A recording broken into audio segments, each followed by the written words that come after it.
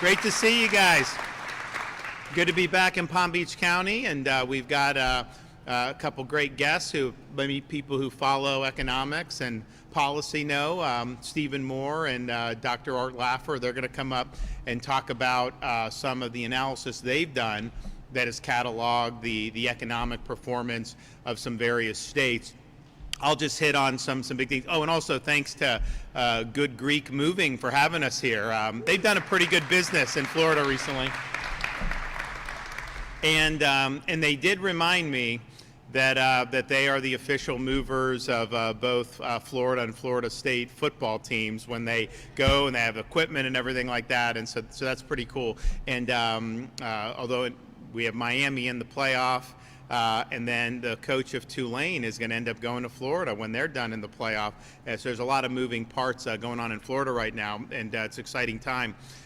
We just did our budget this morning for the next fiscal year, and I was asked, like, hey, what's the difference between first and last? What's it? Because this is my 8th budget I've done, and it's always great when you're talking about budget to be able to do it from a position of strength.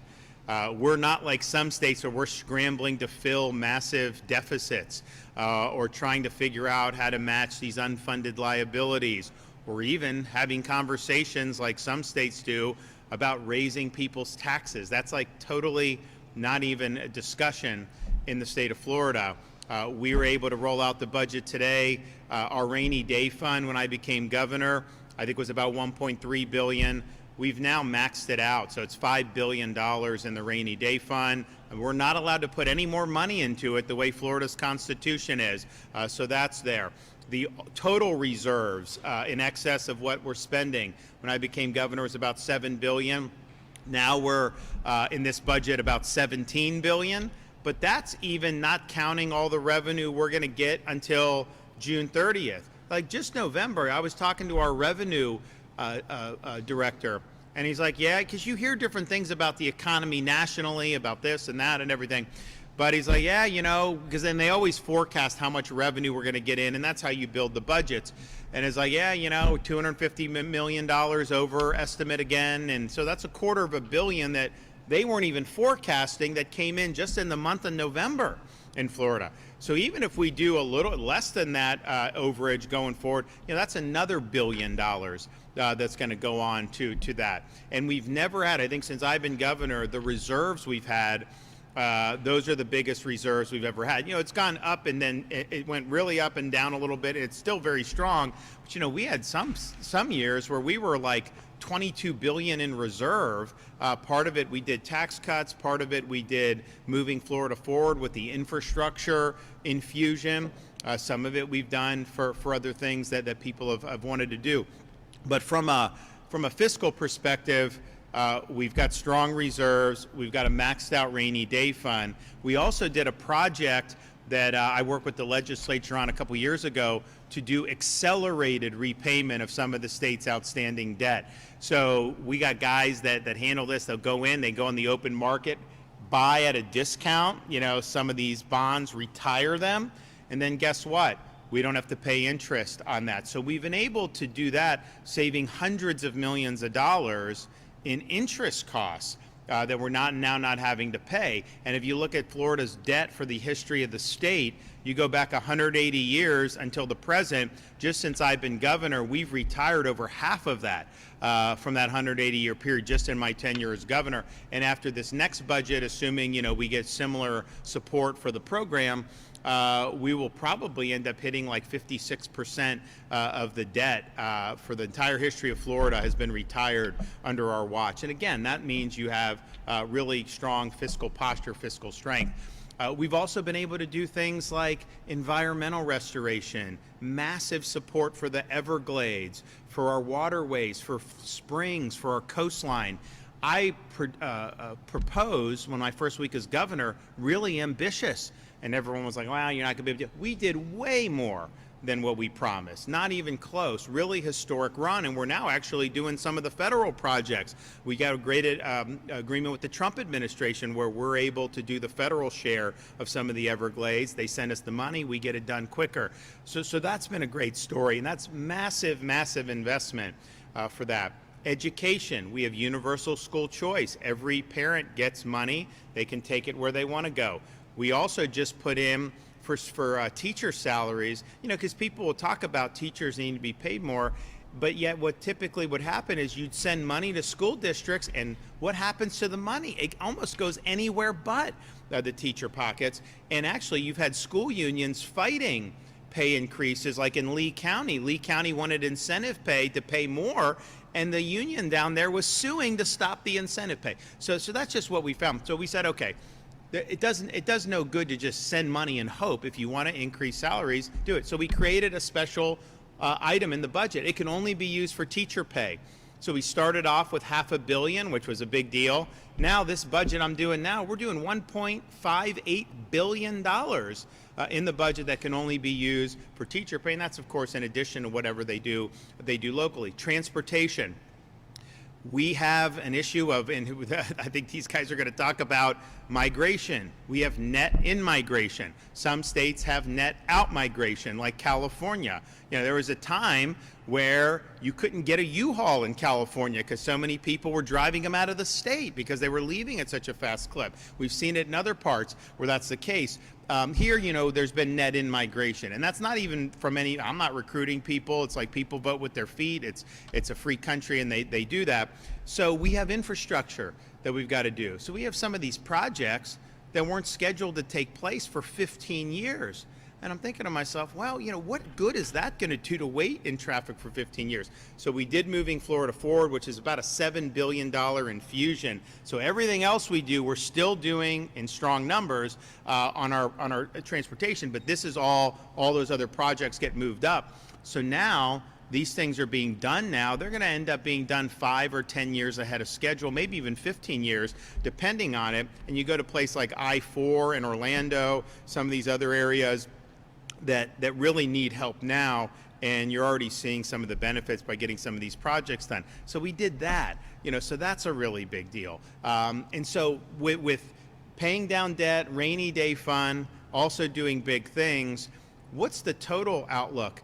Our budget in Florida with 23 plus million people is less than the budget of New York City alone. And they have 8 million people. And that's not even counting him nationalizing the grocery stores there, which is going to cost a lot more, I guarantee you that. So and who knows what else they're going to do. So, and then New York State, that's the closest state to us in population. Texas, I think, is 29 million. We're 23 something. New York's 19 something. So we have millions more people than New York now, and yet their budget is over twice the size of the budget of the state of Florida. The budget that we're currently in spends less than the budget the year before, and that budget spends less than the year before that. Budget I propose is basically, same levels of spending, $117 billion that we've been doing basically for all this. So we're doing all this stuff, but yet we're doing it within a budget that is basically, not increasing. And if you go back from the time I was governor, it has increased since then, but population growth, inflation adjusted, if you do that, per capita, we're probably pretty consistent across those times. So that's been really good. Now, taxes is interesting because we don't have an income tax, which is obviously one of the draws for Florida, and we're not going to have one. We do have sales tax. But, the interesting thing is if you are somebody that is not earning a lot of income, you have to consume most of your income to support yourself or your family, the staples of life are largely exempt from Florida's sales tax. Your groceries, your medication. We made it so baby items are now exempt, diapers, wipes, all that stuff. So on day to day, a lot of the key things are not even taxed. And, the tourists come, like obviously they're going to get taxed on stuff, some of the other. But on that, that's good. We didn't really have a lot, and then we just did a Second Amendment sales tax holiday. So no tax on ammunition, on accoutrements, firearms, but also fishing, camping, all this stuff outdoors. So it's been great. People are doing a lot. We made permanent our back-to-school sales tax exemption. We made permanent the disaster preparedness exemption. So, we're running out. Like, what are you supposed to do? So we had one thing that Florida was an anomaly on. We had a tax on business rent. So if you're a business and you're leasing something, there's a tax associated with that. Only state in the country to do that. It was not an economically efficient tax, and so we abolished it. And it did raise some revenue, but we're still doing well. And but my revenue director told me, because we abolished that tax in December, 130,000 businesses who would have previously had to file for that now no longer have to file at all. And so you talk about reducing bureaucracy in addition to tax burden. That's a massive windfall for people's time and not having to keep the paperwork and all that stuff. So that's great that we abolished that tax. So now I think the challenge is where can we be the most helpful to provide relief for people, particularly for families? And I can tell you, people aren't saying stuff about sales tax, they're talking about property tax. That's what homeowners are feeling. Why? Because as property values increase, even if they don't raise the millage, all of a sudden you're assessed higher and you owe more. 2019, the total amount, and we don't do property tax revenue at the state level. We don't set property tax. We don't have authority to do that. We don't get the revenue. It's a local function. So 2019, the total amount of property tax revenue that went to local governments was $32 billion in the state of Florida. Today, that number is $56 billion.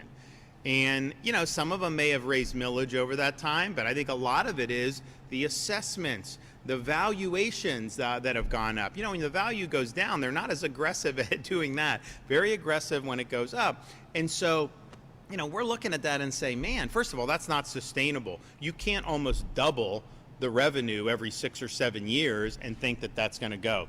So they got a lot of revenue pouring in because there was a population boom, real estate, all this other stuff, and largely spent it rather than doing reductions in tax. And so I think a lot of people are feeling that, particularly younger families, because if they buy a home at these higher prices, their tax basis is a lot higher than someone that's owned their home for 20 years. So we believe that home ownership should mean you own it. We're working very hard on a great proposal that is going to focus on Florida residents and their primary homesteaded property.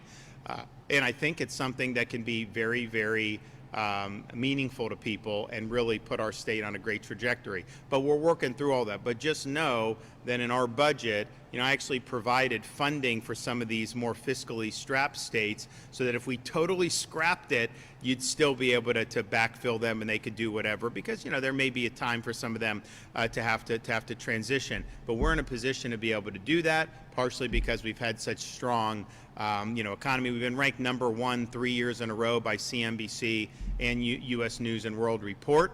The one thing that we can control that can be the most significant, though, to give people some breathing room is the property tax relief. And so we're working hard. It's got to go on the ballot. It needs to pass by the voters since it's a constitutional local issue. But we want you to have your own personal homestead be your own personal homestead. And so that's the vision. We're working through the details, and we need to get support from people, in the legislature on this. So stay tuned. There's going to be more news on that. And the final thing is, before I bring up Steve and Art, is yes, all the things I sketched out on budget, fiscal, small government, regulatory environment, education. Oh, I didn't even mention the higher education. We're number 1 in that, like 10 years in a row.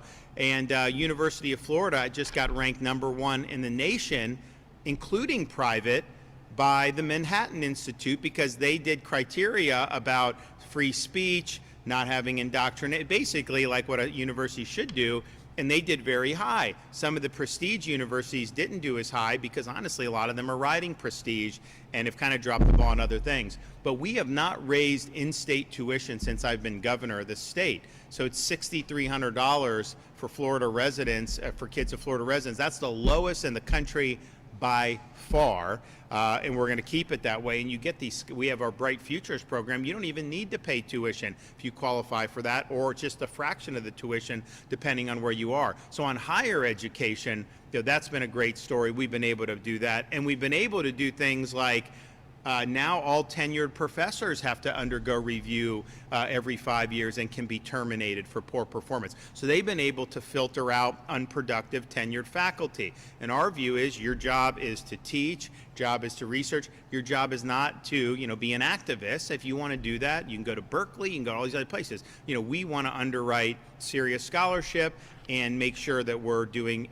subjects that matter. So we've done that, but then we've also created a pot of money for university presidents to recruit directly, and they can hire people with tenure with the Board of Trustees. We're not letting the faculty blackball people for ideological reasons anymore. So this has been a major change just in the last couple years, and I think people start to see this a little bit more as the years go on. But I was at University of Florida the other day. We have something called the Hamilton School for Citizenship and Civics Education, Classical Learning, something along, but basically the buzzwords that are telling you, you know what, we embrace Western civilization, we embrace the classics, we embrace merit, we embrace high standards, the things that really, I think, used to mark all of our top universities however long ago.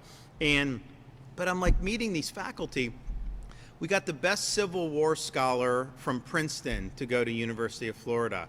We got a guy from Harvard for 40 years, just finished his and he's coming to University of Florida. He said he needed a sane environment, and we're comparatively very sane, right? I mean, and so you have that. But then I'm like meeting these people, and like some of them, are very young. It's like they're almost like kids, like in their 30s, but like this is where they're going to build their careers. And they came from Chicago, University of Chicago, Stanford, Oxford, Cambridge, you name it, coming there, and that's all because we put this in place to be able to do. So that's something that's really, really meaningful and really, really significant. So the final thing before I introduce them, though, is all that's great. It's great to have good policy. It's great to do that. But what really separated us, and I know their statistics, they're going to get the more recent, the last couple years, hopefully soon. But really, the COVID pandemic created a huge discrepancy in how states were governing, right? Because you had the California, New York, Illinois model, very repressive. It's interesting, you'd have the Illinois governor send his family to Palm Beach, and they would do whatever, and the governor of California would go to the French Laundry. I mean, so it was definitely, wasn't even Steven in terms of how they applied it, but it was not done, I think, and it hurt those states. And I think we were the refuge of sanity. And so part of like the real flood of adjusted gross income in businesses and people buying homes was as a result of that really strong contrast that we drew with almost every other state, particularly in the summer of 2020 towards the end. See, once we got to like 2022, everyone always pretended that they were for what we were doing the whole time. I can tell you none of them were for what we were doing. We just said kids had a right to be in school, and you had the teacher unions that were, bringing coffins to our Department of Education building because they said all the kids were going to die and all this stuff. So that's just what we were dealing with. It was mass hysteria, very hostile narrative, and not. But we stood our ground on that. And basically, people just responded, not only in Florida, but across the country. So that was a unique situation. You did it because you were trying to respect people's decision-making, their livelihoods, their freedoms. It wasn't like you were doing it because you're calculating an increase in GDP or any of that. But the reality is it just did supercharge a lot of what was going on economically. And that's kind of a once-in-a-century thing that you have. And I think our state obviously benefited from our approach in terms of the economy. I think like since COVID, we've had more adjusted gross income move into Florida than has ever moved into another state in the history of the United States of America, even adjusting for inflation. But had we done the opposite, I think we would have done way worse than even some of those other states that did it. This state's not built to be governed that way, and I think things would have gotten really bad. So, I'm proud that we were kind of carrying the torch. It was very lonely there for a while.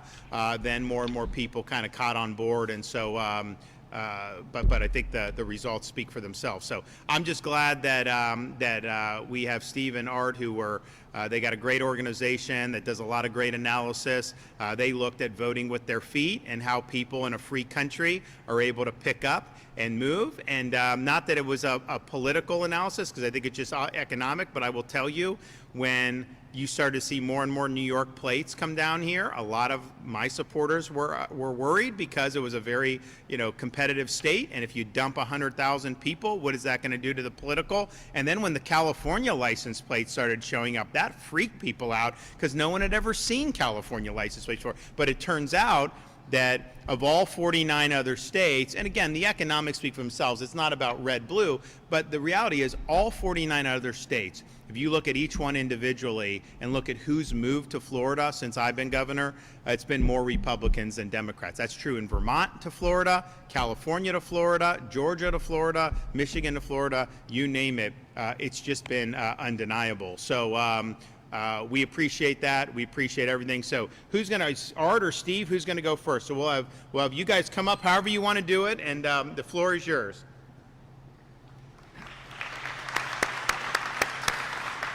Thank you, Governor. I work as the CEO of a group called Unleash Prosperity.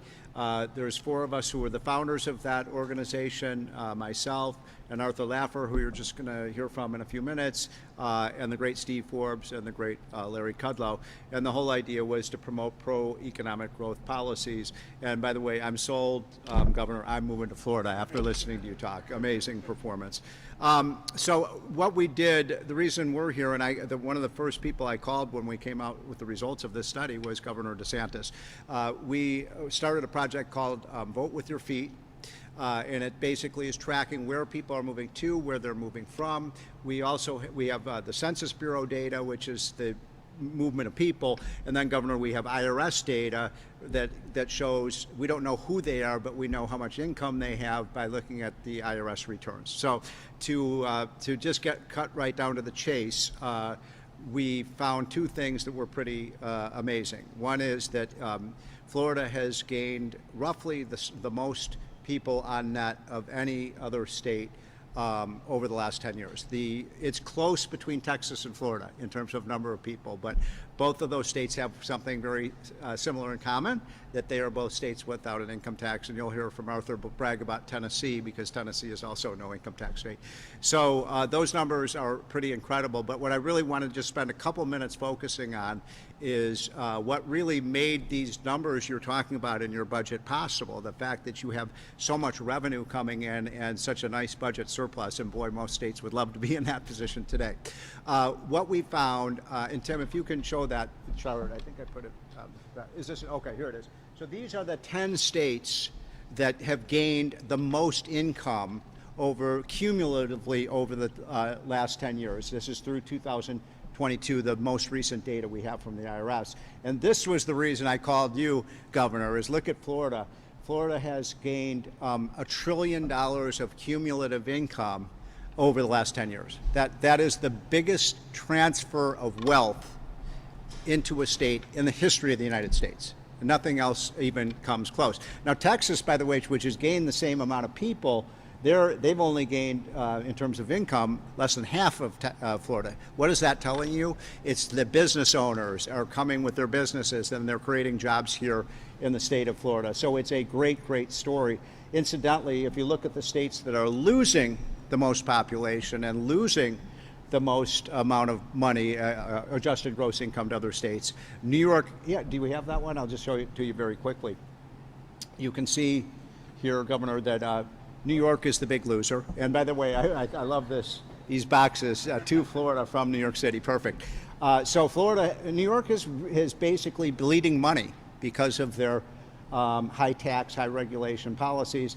But you know, people would say, whenever I show this to people, Governor, they say, "Oh, well, that's obvious. People would move from New York to California, from New York to Florida, because you have the beautiful weather." I mean, you know, we're loving this. When I left Washington D.C. yesterday, it was 32 degrees, and it's beautiful here. But that may explain a bit why people are moving from New York. But look at California. California may even have nicer weather than Florida.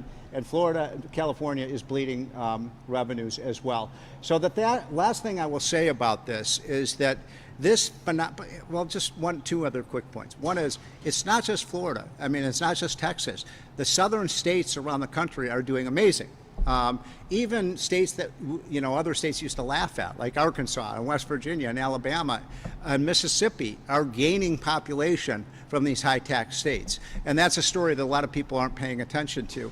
One of my favorite statistics, I'm sure you're probably aware of this, but for the first time in the 250-year history of this country, for the first time ever, the Northeast is no longer the dominant economic region. I don't know if you're aware of that. It just happened last year for the first time.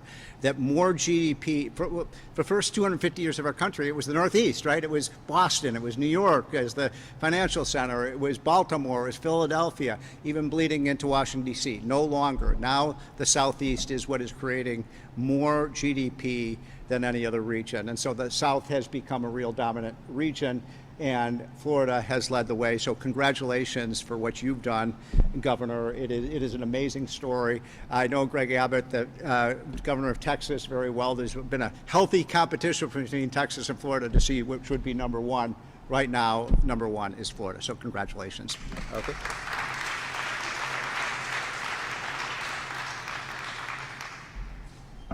Talking about this, you just have a little story to tell you. I flew into Miami Airport, and there were all these people around there, and there was two people sort of talking loudly over in the corner, and I'm a nosy person. So I went over and listened to them carefully, and there's two guys, the one guy said to the other one, "Did you hear about the Florida family? They got all their relatives, their cousins, their aunts, their uncles, the whole family got together, packed all their bags, and they moved to Illinois.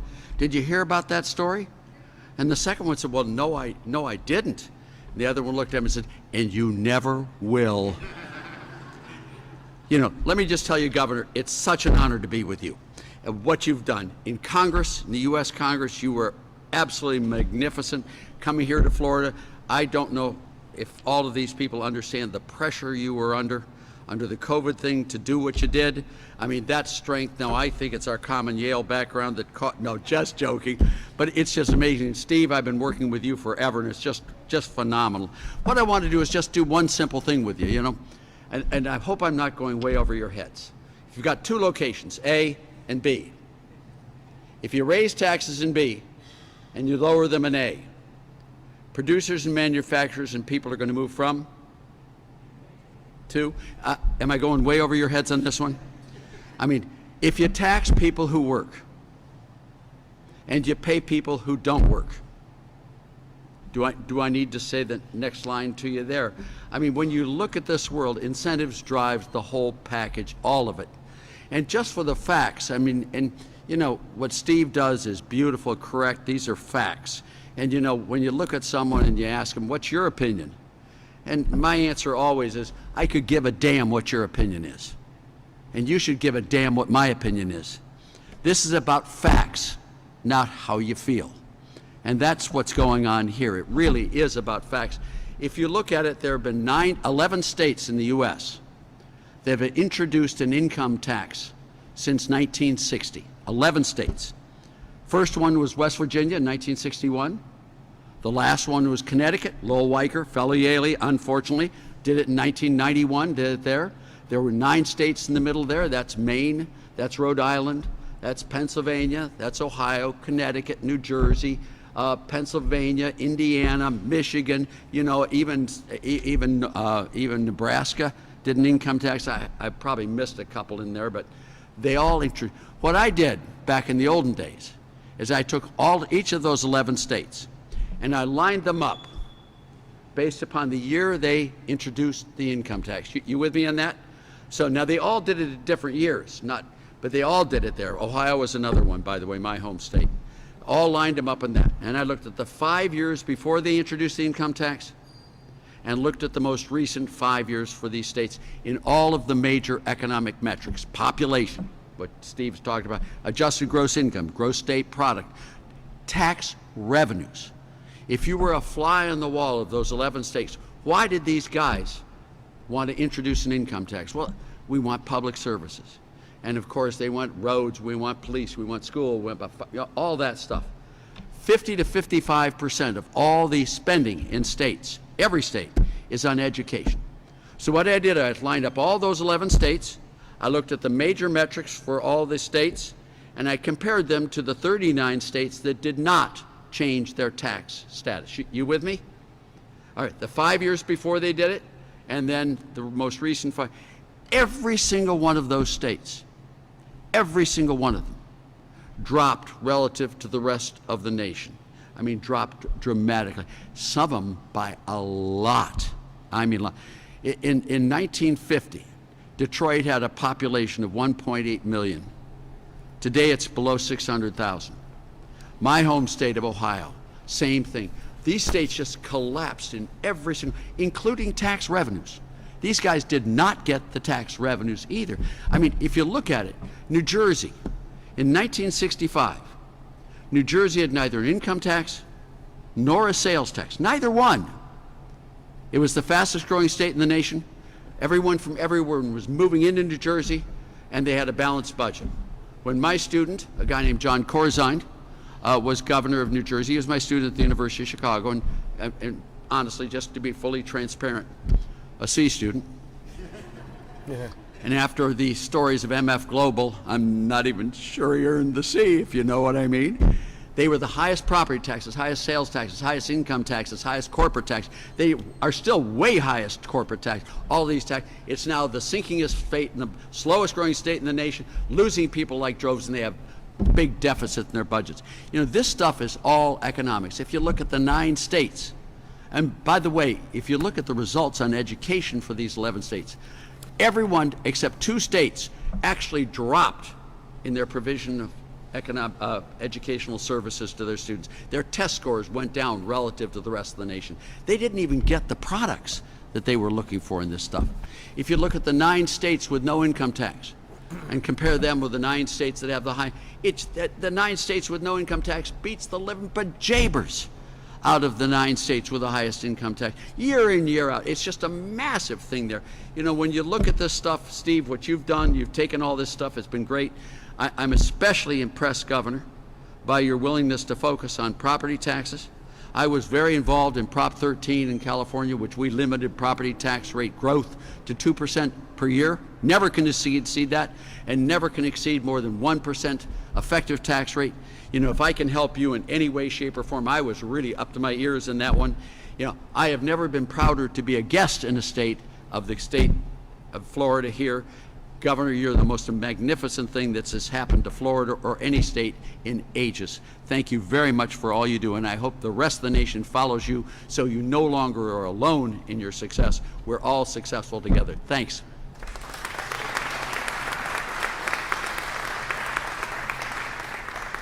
So great presentations. I thank these guys for doing this, but it really kind of goes back to, you know, Art is famous for doing the Laffer curve. Do you guys know what that is? I think some people do. But basically, you know, he was an advisor to Governor Reagan and then President Reagan.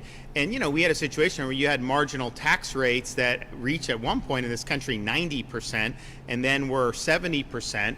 And Art made the observation that, well, you know, you can't just say, here's what people are earning, you raise the rate and you're just going to get more, because people change their behavior.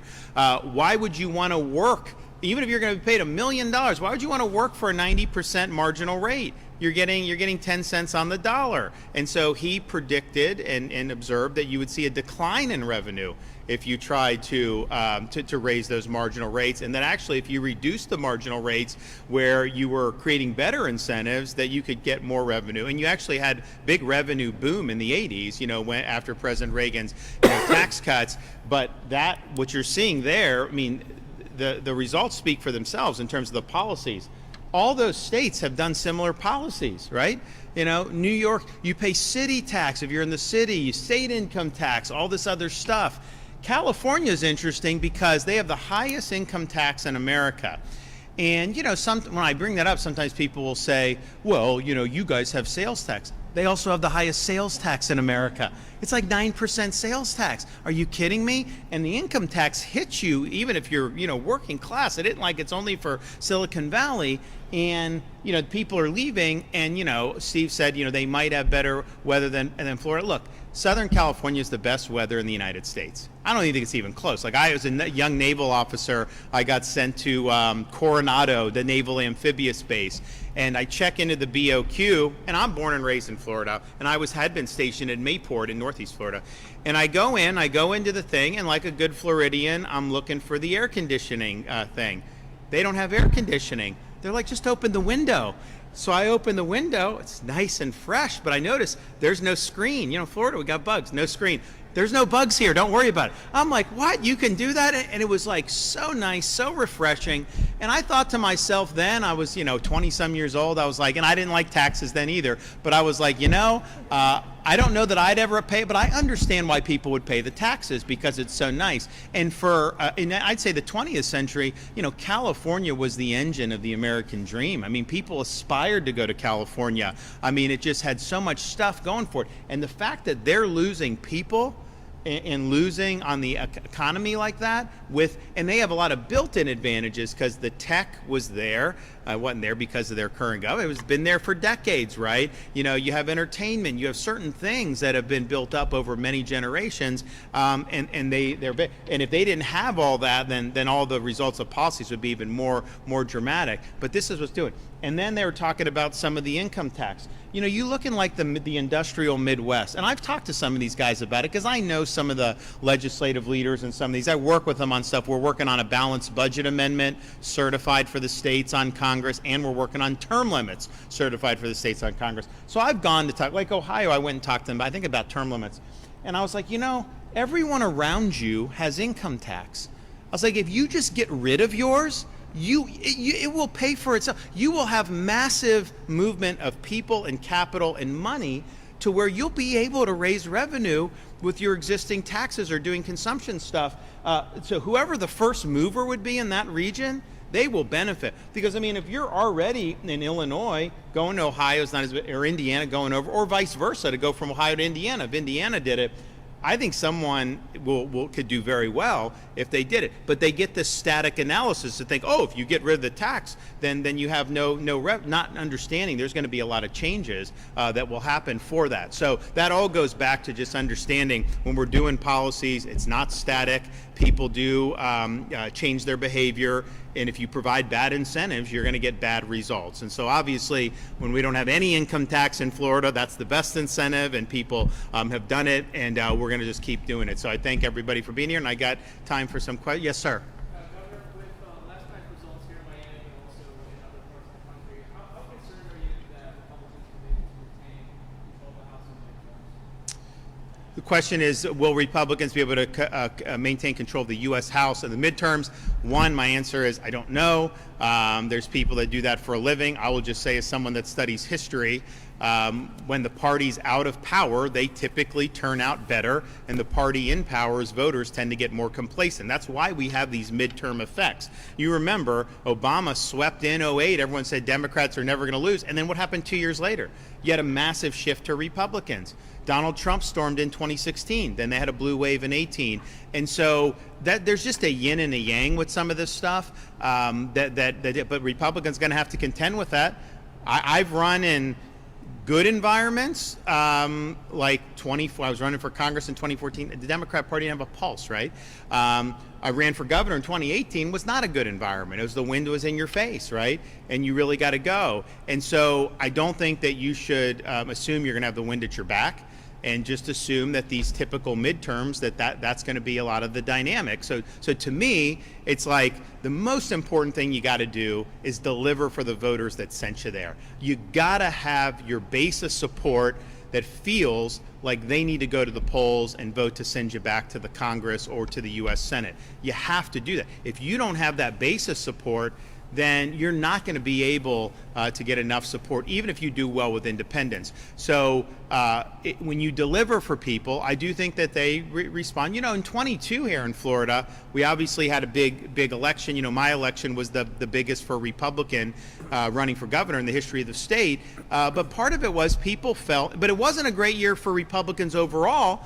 Republicans underperformed nationally, but I think here was like, yeah, you know, you're delivering results. We're going to go out there. We're excited to go out there and vote. And I think that's what, so these congressmen and senators, are they going to get to where the people that put them there, you know, are thankful that they're there and realize how important it is? Because I think the other side is going to be energized. I think that's just the natural yin and yang of these midterms. Governor DeSantis, last week, CFO Goldie was here in Palm Beach County, and he brought his flashcards and he showed us that we are the worst in the state when it comes to wasting taxpayer dollars, $344 million. And since then, every county commissioner that I've talked to and every county official has been asking, what's he talking about? So my question to you, Governor DeSantis, is do you know, have you seen the audit, and can you give us sort of a preview of a coming attraction? Right, so Where is the waste happening? So here's what. First of all, Blaze, our CFO, is doing a great job. Very strong, big time bulldog, and he's been great on all these issues as a senator over the years. Election integrity, fighting illegal immigration, just top notch. So what he's doing in this round is not even itemizing, oh, look at this turkey, look at that. What he's doing is saying, okay, you know, you're getting us, because it goes back to 32 billion taken in 2019, now 56 billion now, right? What he's doing is he's saying, okay, where were you? And where are you now? Yes, we're going to give you increase for population growth. We're going to give you increase for inflation. We're going to give you increase to pay your employees more on top of all that. So he's doing very conservative estimates that if spending goes up with all those factors, and sometimes that's considerable, but then it goes up over and above that, you know, that's the level that becomes unreasonable. And so that's the first pass to show where we're looking at the whole thing. He's now going to go in and start to do some individual items. Like, you know, for example, it's like, you know, if you're spending, you know, $1 million on DEI, you know, I think people would rather have a property tax cut. I really do, right? If you're doing some of this other stuff. So he's going to do that. We're also, you know, you're looking at the counties.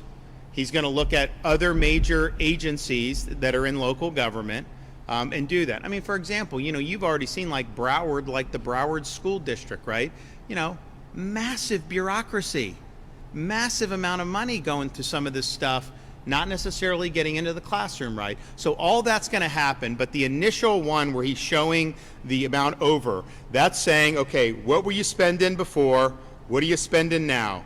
Yeah, you got to increase for all these things, and he's very conservative. And I think most people in this room would say, no, you didn't need to increase all that. But he's saying that's fine. He's saying you do all that, and you're still spending hundreds of millions on top of that. What that does is I think it gives taxpayers the assurance that if you have an opportunity to vote on property tax, yeah, they can tax the Airbnbs and all that stuff still. But like, you know, your personal residence, you know, honestly, they're spending a lot of money.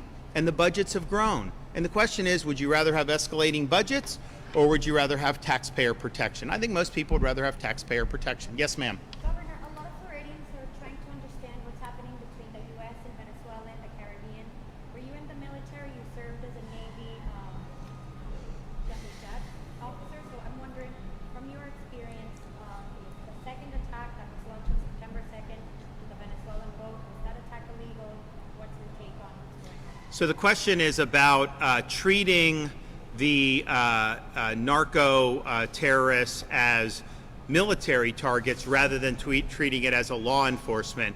And I think that the U.S. has a right to treat it and engage it as a military threat simply because we've seen over the last 10, 20 years the amount of people that have been killed by cartels bringing drugs in to our country. So it's not just like somebody's coming in and committing like a foot fault, right? I mean, this is really serious where people's lives are at stake, and the cartels have been able to move this product in with impunity for a long time. Now they have a different calculation. How each individual operation, I know the media is talking about this or that, I don't know. I haven't been briefed. I haven't seen that. But I do think the threshold question of, is it appropriate to say that somebody trying to enter your country with drugs that obviously can be deadly for people, do you have a right as Commander-in-Chief to repel that incursion into your country? And the answer to that is yes. Yes. Why do you think the Republican that you endorsed Miami's mayoral race did so poorly points? Is that a reduction of your policies? I have no idea. I mean, you guys, the people down there, would know a little bit more than me. I wasn't involved in the runoff. I did an endorsement in the original scrum, and then once it advanced to the runoff, it just wasn't something I was involved in. So I don't know what the issues were or any of that. But look, I would say this. It kind of is this same effect where you have one side is energized to come out, and that's going to be something that's likely to continue through the midterms and potentially even beyond from the midterms. Yes. Yes, Governor Dave Bowman, WPTV. Getting back to economics, one of the biggest criticisms we find in Florida is that home prices and rents are becoming above the means of people who are already here. Do you see the situation getting better, and is there anything that's being done? Well, so first today? of all, I think what the phenomenon you point out is a nationwide phenomenon. If you look right now and you compare the median home price in the United States to median income, it is very out of whack. I mean, just you can't look at 430 and 80,000, and how does that work if a family wants to buy and maintain a residence? And that's not even counting the property tax, insurance, all the other things that go into it. I just saw the analysis on automobiles. New automobile median is now $50,000.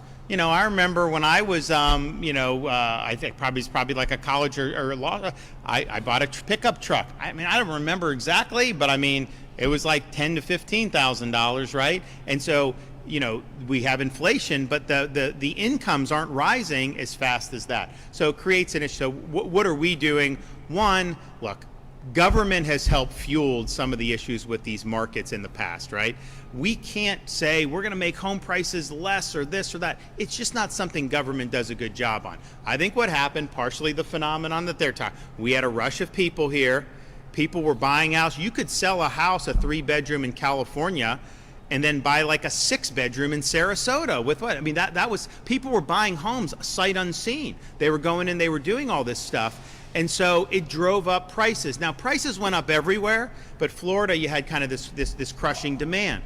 And so that's just, so where we were 5 years ago compared to now these things correct, right? These markets work themselves out. You can't, unless you start having a massive increase in income, the idea that those prices are going to be able to stay, and that's what you're seeing now, I think, is homes aren't selling like they were during the COVID surge.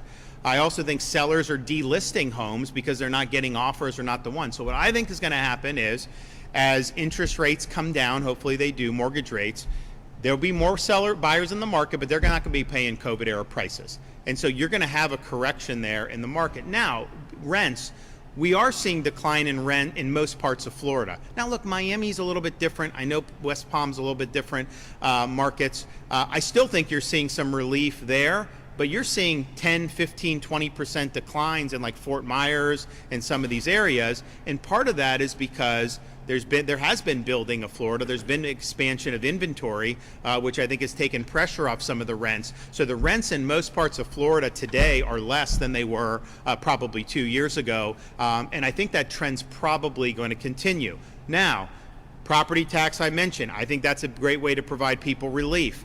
Other costs that have gone up, and this is true nationwide. The number one thing, if you look item by item, that's gone up in the last 4 or 5 years has been auto insurance. Well, we did a big restructuring of our legal system that is impacting those markets in a positive way. Progressive just announced they're going to refund $1 billion to policyholders in Florida. State Farm just announced a 10% reduction. I think all the major auto carriers are going to be offering reductions. Now, some people will tell me, hey, I got mine, I didn't see a reduction. I was like, did you search for other companies? No. I was like, well, you got to search for, if you're willing to pay it, they're going to keep charging it. They don't lower prices out of the goodness of their heart. They lower prices because there's other companies that are competing for your business. And so if someone's offering you more competitive rates, you go there, that's obviously going to create a downward pressure. So more and more people are into the market because we changed the tort system. Instead of trying to benefit lawyers, which it had done, to be more consumer focused. So the auto is likely to continue, and then homeowners as well. Peninsula is the number one carrier in Florida. They announced an 8% reduction, I think, last month. We were just at the reinsurance conference. They're sending capital now to Florida. They're confident because of the way the market has changed, and there's more predictability. So you're going to see these rate filings come in over the next 2, 3, 4, 5 months that I think are going to be positive for homeowners. And I've already talked to people that have been able to save. And again, that's just the fact that we've 16 companies have come into the market. They're trying to get new business, and we're doing that. Citizens insurance, which I know is big in Southern Florida. We went from, it ballooned to 1.2 million or 1.3 million. Now it's down to about 400,000, and it may go down to 300,000. So they were collecting all the premiums there and didn't probably have enough to make the pro. But now that they have fewer policies, they actually are going to be in a position where I think you may be able to see some reductions out of Citizens. Nationwide, this is true, not just Florida. The insurance and the taxes are combined more than the principal and interest on a lot of mortgages right now. And that's really tough, because it used to be principal and interest was the big thing. Pay a little tax, pay a little insurance every month, but like that was it was modest. Now that's gone. So our markets have definitely turned in a positive direction. Not having a hurricane has been a huge help. We had 6 major hurricanes in 7 years. That is not good for that market. And then we had a really significant period nationwide of inflation, so that replacing homes was probably 50% to 100% more expensive than it had been just 4 or 5 years ago. And so hopefully that will moderate, and we're in a situation there. But not having the storm this year is big. People are now having confidence. There was a time when the companies did not want to be in this state for this because, there's risks, right? There's perils. But now they say there's predictability. They know they're going to suffer. There's losses that they can articulate and predict. Whereas when you have all the litigation, it used to be you could sue for 3 years. And so they would think that they had done something, and then they're like, I don't want to be a part of Florida. And so that's why a lot of people were going. And again, it's me about creating good conditions so that incentives can take over. So now you have all these companies that have come in. They want your business. You shop around and find the best deal that you can. So there's all those factors that are happening, but I do think we're not going to be able to force prices there. That's not the role of government, but I do think the market, when it goes up a lot, there is a correction. And I do think that that's going to happen. And look, it's like when it goes up, if you're the owner, you have more value, at least on paper, right? So people like that. If you're trying to get into the market, it's harder. When it corrects, not as good for the person that has the property, but then the people trying to get in, all of a sudden, where it would have been 2 years ago, now maybe it's something that you can afford. So there's a lot of factors to go on that. We have done, final thing I'll just say is, we have helped with getting more inventory in the rental market, and you are seeing that, I think. But we've also helped some of the police and fire and teachers and nurses with our Hometown Heroes, which just helps them with closing costs and down payment. They wanted to expand it to everybody. I say once you expand it to everyone, then everyone else is just going to pocket that. If it's only for a discrete group, then they can maybe do it. So we did do that. It's been popular. I think people have enjoyed it. Yes, ma'am. Governor, what did you think about the new HOA bill that was introduced by State Rep. Juan Porras that talks about promoting transparency and fairness between HOA and homeowners? I have not seen it. I do know, just having traveled this state extensively, you get some nasty situations with these HOAs. I get it. On the one hand, if you didn't have anything, then you have one bad neighbor that doesn't cut their lawn, and it's an eyesore.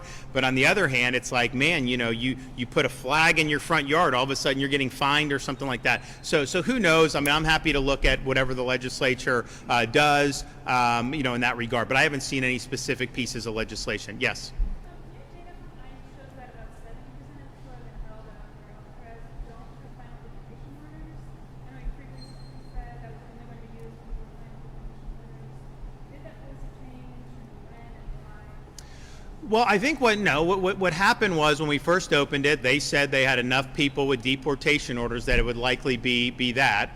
Then people are like, oh, so you're saying none of them do it. And then basically I think what I said was, no, we're not saying none of them do. We're saying that that's what it predominantly is. But that was 3 or 4 months ago.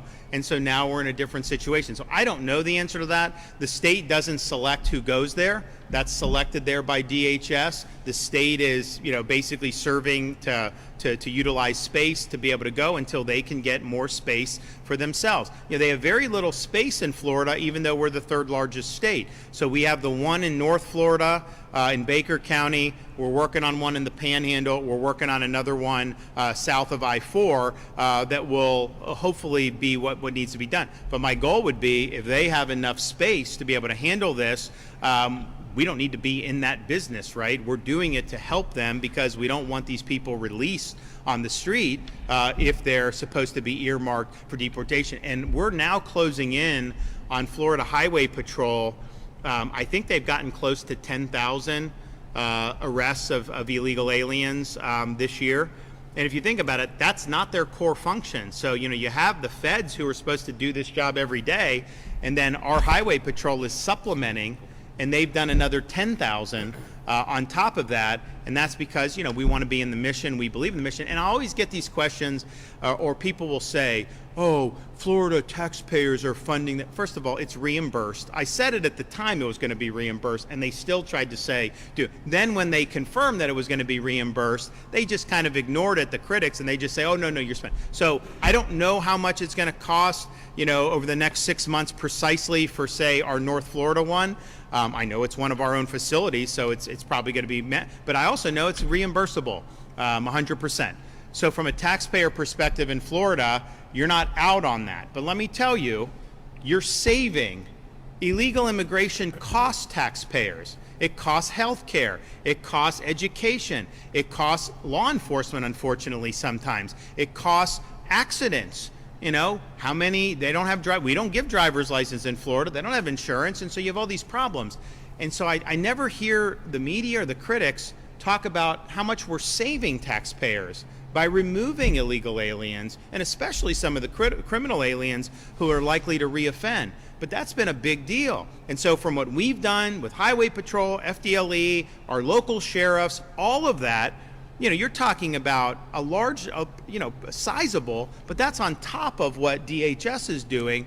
And that does make a difference. That makes a difference for taxpayers. So we're going to end up out of this having net gain, and a lot of the gain will be to local communities rather than the state, right? These hospitals, the school systems, all those things. But it's hard. I mean, you get crowded, and then it's also just like, how many people coming illegally don't even speak English? So then you inject that into schools, it makes it more difficult. So there's a whole host of problems that I think that stems from that. We're doing kind of what what the people wanted us to do, supplementing the federal government's efforts. And if they had the ability to do it all on their own, then, we would always, if our Highway Patrol finds somebody and they don't have a license, they're illegal, they will turn them over. But like we're active with DHS, and we're happy to do that. Totally happy to do that.